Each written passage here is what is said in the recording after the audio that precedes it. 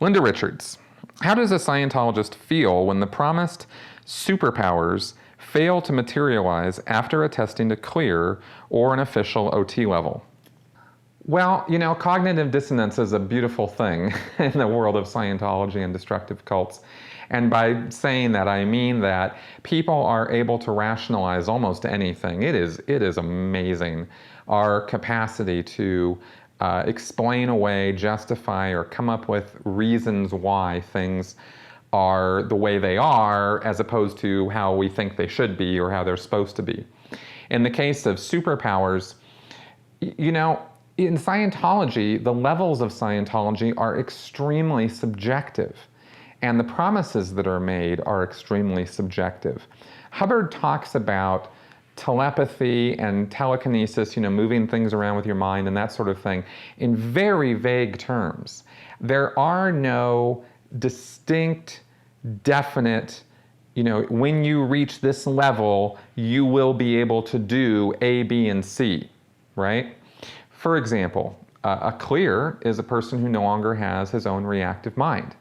That's how it's defined in Scientology now.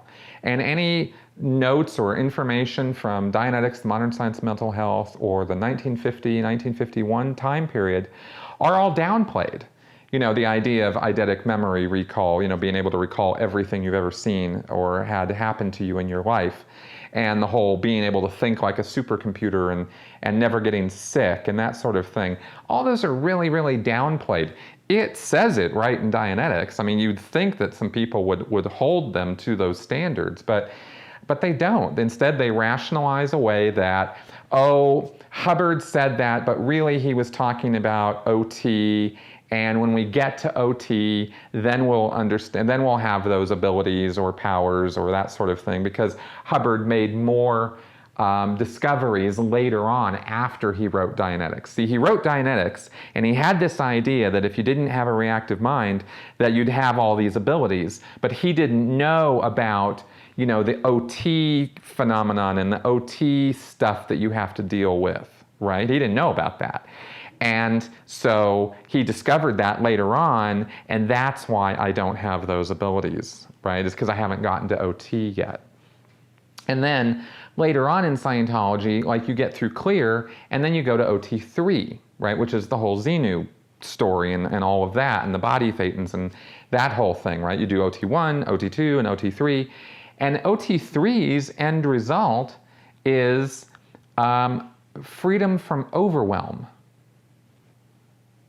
So now I'm free, I've done OT3, now I'm no longer overwhelmed. Well, that is wholly subjective. I mean, what does that even mean? I'm free from overwhelm. So then, if a week or two or three or a year or two or three after I finish OT3, I feel overwhelmed, oh my God, my life, you know, and the this and the that and the finances and my job, and this is getting too much for me. Well, what the Scientologist will tend to do is go, oh, wow, I'm feeling overwhelmed.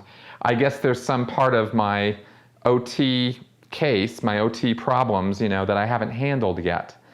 And rather than blame it on the fact that they are not free from overwhelm, they'll just create this idea that, oh, there must be something there to handle. And then they'll go into a church of Scientology and they'll get a session. And they'll address whatever it is that they feel is overwhelming them, and then they'll feel better.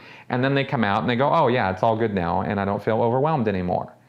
And so now they're free from overwhelm again, right? Until the next time they're overwhelmed, or until they get fired from their job, or they get cancer, or this or that or the other thing, or their wife says they want to leave them. You know, whatever else it is that's going to happen in life that will hit up against that thing they're telling themselves that they don't have any overwhelm, right? Well, until it hits them again, then they go get another session. Oh, okay, I feel better now, right? Just like this whole thing about being cause over life. When you finish OT7, you're supposed to be cause over life. Well, you know, you can interpret that a lot of different ways. And Scientologists will. They'll reinterpret it to fit how they feel. And rather than holding some standard there that that this now means I can do superpowers and I can do this and I can do that sort of thing. You see what I mean?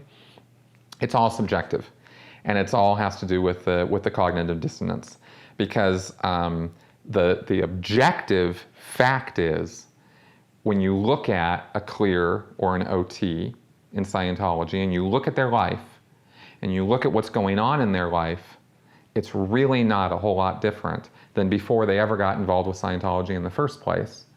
It certainly isn't leaps and bounds better, from my experience, both personally and having observed many, many, many Scientologists over the years.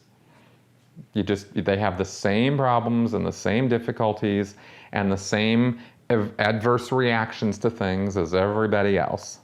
So really, I guess a summary answer to this question would be cognitive dissonance, right? But I think I've tried to explain a little bit more about how that works.